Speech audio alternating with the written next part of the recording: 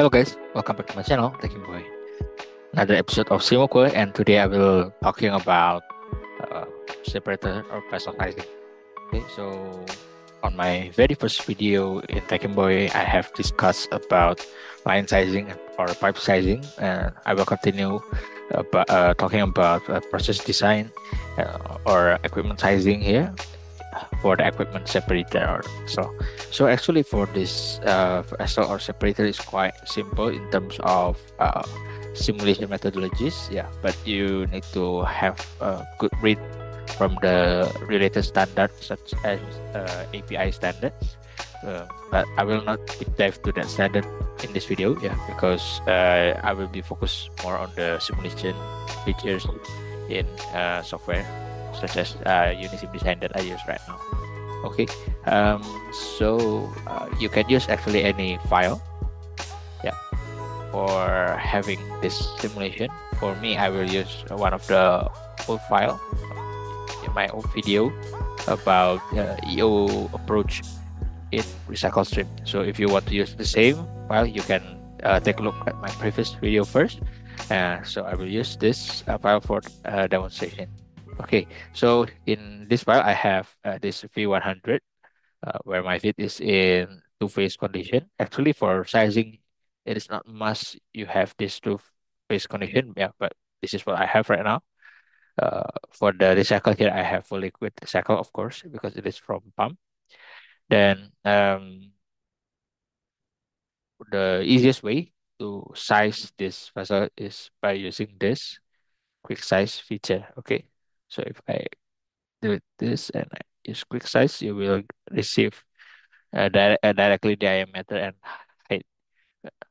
The important things that you need to have here is whether the geometry is vertical or horizontal because it will determine the diameter and the height also.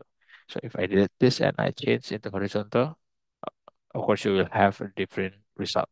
So do you choose between vertical and horizontal separator? Yeah, you can search from process design books, yeah, because it is already uh, quite many resources on that. Yeah, so please take a look at some resources for that. Okay, so right now I will use this vertical and I will have a quick size here, and the simulator will directly calculate the diameter, the height, and with that two information, the simulation can determine what is the volume. Okay, so this is the first way to size separator. You can notice here, I don't even give the simulation any input. I only give information about whether the geometry is vertical or horizontal, cylinder or sphere. Yeah, and that's it. So I don't have any chance to really supply the information that I want. So another thing that we can do to size separator is by using utilities. Several simulator have this feature, so yeah, you can refer to your software feature. Okay, so for this file sizing, I will click add utility. Yeah, so this utility works if we have a separator, of course. So we need to select which separator that we want to size. Yeah, V100, and I will give the name V100 sizing. Okay, and then we move to the sizing tab. So what's different with this utility is we have the chance to use specifications for the design. So you can see here that to make the sizing converts, we need three active specifications. The default is L per D ratio, liquid residence time, and also diameter to top.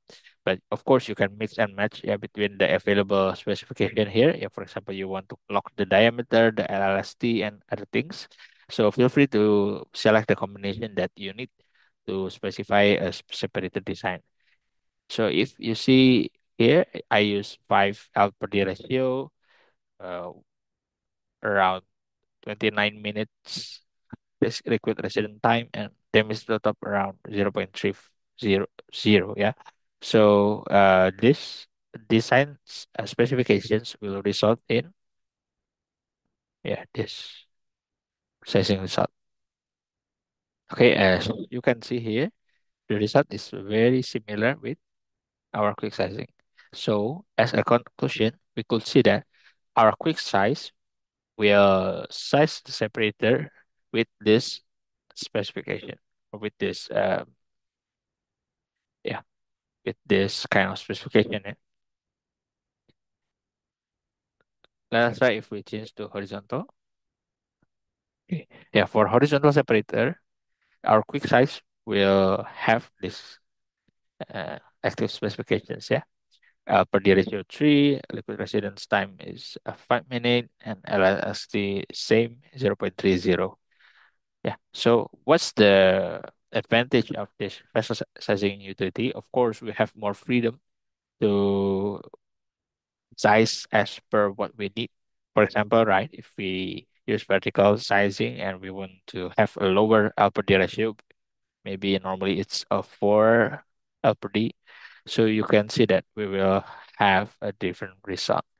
Yeah, we will need more length there. Yeah, because since we have uh, less L per D ratio, it means less length, but we still require the same liquid residence times. So that's why we need uh, this length here, 2.7 more than L per D ratio equal to 5.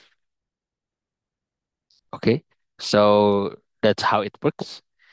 Quite simple, quite easy, and I hope it helps you to size separator. Of course, you can do it manually using spreadsheet. It is the best thing, yeah, because you will get the feeling of how to size the separator. But if you have that feeling already and you need more speed to size your separator, yeah, because in terms of project deadlines and other things, you can utilize this feature in your process simulation to make your work easier.